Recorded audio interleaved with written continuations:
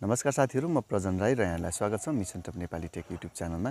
र आज चाहिँ म तपाईहरुलाई कसरी प्यान कार्डको चाहिँ अनलाइन फर्म घरमै बसेर भर्न सकिन्छ भन्ने बारेमा सिकाउन गइरहेको छु।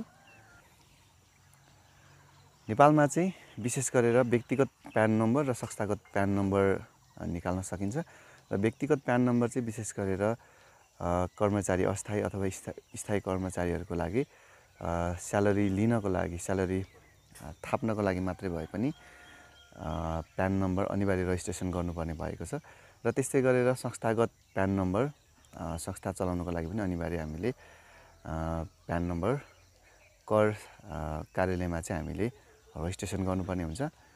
त्यस्तो संस्थागत अथवा व्यक्तिगत प्यान नम्बर रजिस्ट्रेसन गर्नको लागि चाहिँ अनलाइनबाट हामीले कसरी अनलाइन फर्महरु सबमिट गर्न सकिन्छ भन्ने बारेमा म तपाईहरुलाई यो भिडियोमा देखाउने छु। आशा छ तपाईहरुको लागि यो भिडियो उपयोगी हुने नै छ।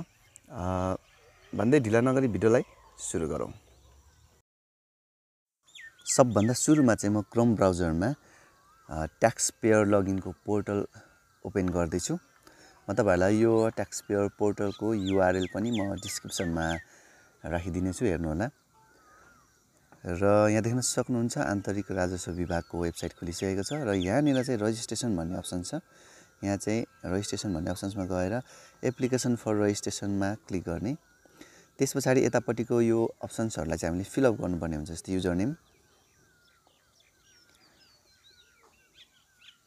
युजरनेम गरिसकेपछि पासवर्ड,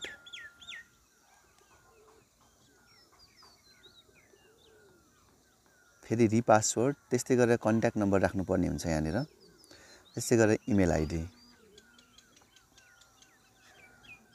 इमेल आइडी राखिसकेपछि यहाँ तलतिर देख्न सक्नुहुन्छ पर्सनल प्यानको लागि हो कि इन्कम ट्याक्सको लागि हो कि भ्याटको लागि हो कि एक्साइजको लागि हो कि यो कुराहरु छानिसकेपछि चाहिँ यहाँ तल देख्न सक्नुहुन्छ भेरिफाई अफिस चाहिँ कुन लिने भन्दाखेरि आइआरओ एलटिडी मा चाहिँ हामीले आन्तरिक राजस्व कार्यालयबाट चाहिँ हाम्रो प्यान नम्बरको सर्टिफिकेट लिने हो भने त्यो चुज गर्नुपर्छ। र आन्तरिक राजस्व कार्यालयहरुमा गएर हामीले चाहिँ प्रमाणपत्र लिन सकिन्छ प्यान नम्बरको। र त्यस्तै गरेर यदि हामीले चाहिँ करदाता सेवा कार्यालयबाट प्यान नम्बर लिने हो भने चाहिँ हामीले यतापट्टि टीएसओ भन्ने अप्सन चुज गरेर चाहिँ हामीले टीएसओ को नेमहरु चुज गर्नुपर्ने हुन्छ। जस्तै म चाहिँ करदाता सेवा कार्यालयबाट चाहिँ प्यान नम्बर लिने भएकोले म चाहिँ यहाँ टीएसओ चुज गर्दै छु। र करदाता सेवा कार्यालय चुज गरिसकेपछि यहाँ तल देख्न सक्नुहुन्छ क्यान्सल अनि ओके भनेको छ। यो ओके भन्ने अप्सन्समा म क्लिक गर्दै छु। र यहाँ तपाईहरुले देख्न सक्नुहुन्छ तपाईको यो विवरण करदाता सेवा कार्यालय भुसुङमा दर्ता हुनेछ, के तपाई अघि बढ्न चाहनुहुन्छ भनेको छ। यसमा चाहिँ म यस भन्ने अप्सन्समा क्लिक गर्दै छु। र यति गरिसकेपछि चाहिँ म यसलाई चाहिँ सेभ गर्दैछु, रिमेम्बर गर्दैछु यो पासवर्डलाई। र यहाँ देख्न सक्नुहुन्छ सबमिसन नम्बर, यो सबमिसन नम्बरलाई चाहिँ हामीले कपी गरेर सेभ गरिराख्ने कतै नोटप्याडतिर। र अब चाहिँ म कन्टिन्युमा क्लिक गर्दै छु। र यहाँ क्लिक गरिसकेपछि चाहिँ केहीबेर हाम्रो चाहिँ इन्फर्मेसनहरु लोड हुन्छ।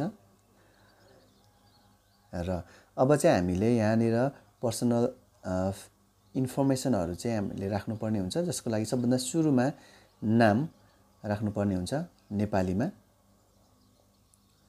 नेपालीमा नाम राखिसकेपछि चाहिँ हामीले अंग्रेजीमा नाम राख्नुपर्ने हुन्छ।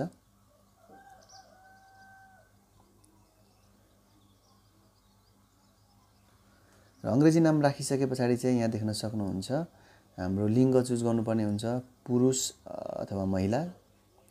त्यसपछि जन्ममिति राख्नुपर्ने हुन्छ विक्रम सम्वतमा। जन्ममिति राख्दाखेरि चाहिँ बीचमा डट अर्थात पोइन्ट थोप्ला राख्नु होला। र यति गरिसकेपछि चाहिँ हामीले चाहिँ बासिन्दाको प्रकार बासिन्दा भनेर राख्नुपर्ने हुन्छ, नेपाली हामी हो भन्ने। र यति गरिसकेपछि सिटिजनशिप कार्डको चाहिँ हामीले फाइल अपलोड गर्नुपर्ने हुन्छ। र यसको लागि पहिला सिटिजनशिप अर्थात नागरिकतामा भएको विवरणहरु, नागरिकताको नम्बर यहाँ चाहिँ हामीले राख्नुपर्ने हुन्छ। नागरिकता नम्बर राखिसकेपछि जारी गर्ने कार्यालयको नाम राख्नुपर्ने हुन्छ। जस्तै जिल्ला प्रशासन कार्यालय भोजपुर म यता राख्दै छु।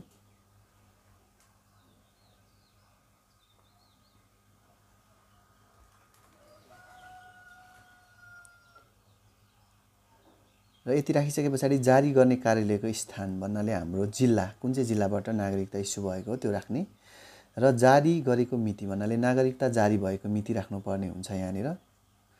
र यसमा चाहिँ मैले नेपाली लेखेको थिएँ, यसलाई सपोर्ट नगर्ने भयो, यसलाई चाहिँ इङ्ग्लिसमा राख्नुपर्ने भयो, जसको लागि जारी गरेको मितिलाई म इङ्ग्लिस अङ्कमा राख्दैछु। त्यस पछाडि चाहिँ कागजात भनेकोमा हामीले ब्राउजमा क्लिक गरेर हाम्रो नागरिकताको स्क्यान गरेको अथवा मोबाइलबाट खिचेर राख्नुभएको छ भने नागरिकताको चाहिँ हामीले फोटोहरू अपलोड गर्नुपर्ने हुन्छ। जसको लागि तपाईँहरूले डकुमेन्टको फाइल साइज कसरी घटाउने भन्ने बारेमा चाहिँ यो आई बटनमा क्लिक गरेर पनि हेर्न सक्नुहुन्छ। डकुमेन्टको फाइललाई कसरी सार्नो साइज बनाउने भनेर चाहिँ यो भिडियोमा हेर्नुहोला। र ओके गरिसके पछाडि यहाँ माथि देख्न सक्नुहुन्छ हाम्रो नागरिकता अपलोड गरिसके पछाडि हामीले आफ्नो पासपोर्ट साइजको फोटो यहाँनिर अपलोड गर्नुपर्ने हुन्छ। आफ्नो पासपोर्ट साइजको फोटोलाई हामीले स्क्यानरबाट अथवा मोबाइलबाट खिचेर क्रप गरेर अपलोड गर्नुपर्ने हुन्छ। र अपलोड गरिसके पछाडि पनि यहाँनिर हामीले एकपटक फेरि फाइनल क्रप गर्नुपर्ने हुन्छ। यसरी क्रप गरिसके पछाडि यसलाई टेक दिस पिक्चरमा क्लिक गरिदिने र यति गरिसके पछाडि अब हामीले चाहिँ यहाँ तलतिर अरू इन्फर्मेसनहरू फिलअप गर्नुपर्ने हुन्छ। जस्तै नाता सबभन्दा सुरुमा चाहिँ यहाँ बुबाको अथवा बाजेको नामहरू राख्नुपर्ने हुन्छ। बुबा र बाजेको नाम राख्नुपर्छ, जसको लागि म सुरुमा बुबाको चाहिँ डिटेल्सहरू राख्दैछु। जस्तै यसमा चाहिँ सबभन्दा सुरुमा नेपालीमा राख्नुपर्ने हुन्छ।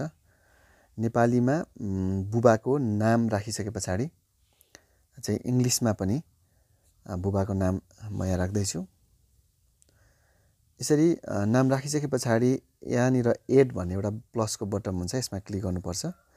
यति गरिसके पछाडि फेरि अब हामीले बाजेको नाम राख्नुपर्ने हुन्छ। बाजेको नाम पनि नेपालीमा पहिला नेपालीमा राखिसके पछाडि इङ्ग्लिसमा पनि हामीले राख्नुपर्ने हुन्छ। र मैले चाहिँ यहाँ नेपालीमा नाम राखिसकेँ र अब चाहिँ मैले इङ्ग्लिसमा राख्दैछु।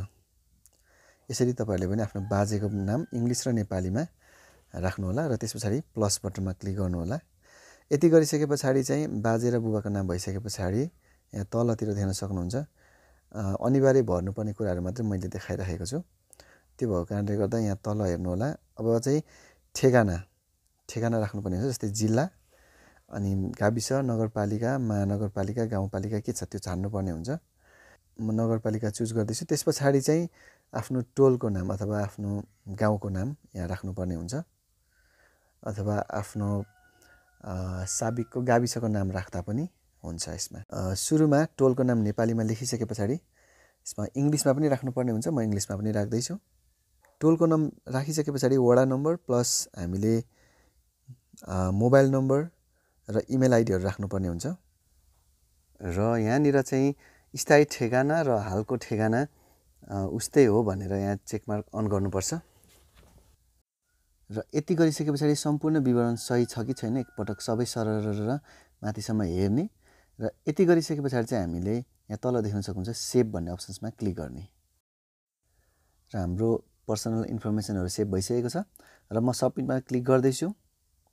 यहाँ देख्न सक्नुहुन्छ इमेल एड्रेस चाहिँ पर्मानेन्ट एड्रेसमा अनिवार्य राख्नुपर्ने भनेर यहाँ देखायो। मैले इमेल एड्रेस राख्नु बिर्सेछु र यहाँ तल देख्न सक्नुहुन्छ इमेल एड्रेस राख्ने ठाउँ र यो इमेल एड्रेस म यहाँ राख्दैछु। यति गरिसके पछाडि म फेरि सेभमा क्लिक गर्दैछु र सबमिटमा क्लिक गर्दैछु। यहाँ देख्न सक्नुहुन्छ एकपटक सबमिट गरिसकेपछि अर्को पटक विवरण फेरि परिवर्तन गर्न पाइने छैन, के तपाईँ सबमिट गर्न चाहनुहुन्छ भनेको छ। यसमा चाहिँ यसमा क्लिक गर्ने। यति गरिसके पछाडि चाहिँ हामीले रजिस्ट्रेसन लगइनमा क्लिक गर्ने। रजिस्ट्रेसन लगइनमा चाहिँ हाम्रो सबमिसन नम्बर राखेर र युजरनेम पासवर्ड राखेर लगइनमा क्लिक गर्ने। यसरी लगइनमा क्लिक गरिसके पछाडि फेरि हाम्रो सम्पूर्ण इन्फर्मेसनहरू सो हुन्छ।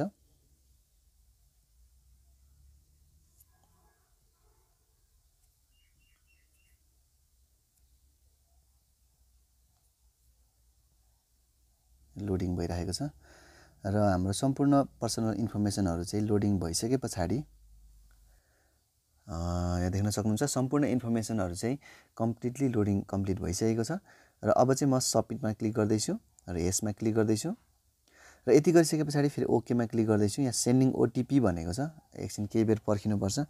हाम्रो मोबाइलमा चाहिँ एउटा एसएमएस आउँछ र जिमेलमा पनि एउटा इमेल आउँछ र इमेलमा भन्दा पनि विशेष गरेर मोबाइलमा चाहिँ ओटिपी छिटो आउँछ र मोबाइल नम्बरमा आएको एसएमएस हेरेर हामीले चाहिँ यो ओटिपी अर्थात् वान टाइम पासवर्डलाई चाहिँ यहाँ राख्नुपर्ने हुन्छ।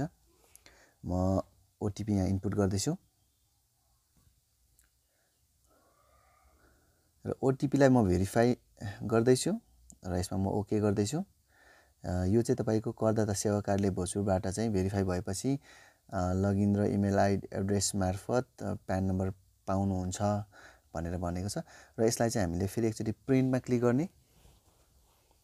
प्रिन्टमा क्लिक गरिसके पछाडि यो एउटा फर्म हाम्रो इन्फर्मेसन भएको पेपर आउँछ र यसलाई चाहिँ हामीले प्रिन्ट आउट गरेर यो पेपर लगेर चाहिँ हामीले आफ्नो आन्तरिक राजस्व कार्यालय अथवा चाहिँ करदाता सेवा कार्यालयमा यो पेपर बुझाइसके पछाडि यसमा चाहिँ हाम्रो एउटा सबमिसन नम्बर हुन्छ। त्यसको आधारमा हामीलाई करदाता सेवा कार्यालयले एउटा चाहिँ प्यान नम्बरको चाहिँ प्रमाणपत्र उपलब्ध गराउँछ, जसको लागि चाहिँ म यसलाई प्रिन्ट गर्दैछु। तपाईँहरूले पनि प्रिन्ट गर्नुहोला। प्लस यसलाई चाहिँ हामीले पिडिएफ फाइलको रूपमा सेभ गरेर पनि राख्न सकिन्छ र होइन भने सबमिसन नम्बर मात्रै लगेर जानुभयो भने पनि तपाईँलाई करदाता सेवा कार्यालयले एउटा तपाईँको प्यान नम्बरको सर्टिफिकेट उपलब्ध गराउँछ। Okay, thanks for watching the video. Video मन पऱ्यो भने कृपया भिडियोलाई लाइक गरिदिनु होला। म यस्तै अर्को उपयोगी भिडियोको साथमा फेरि भेट्ने बाचाको साथ बिदा हुन चाहन्छु। हस्, नमस्कार।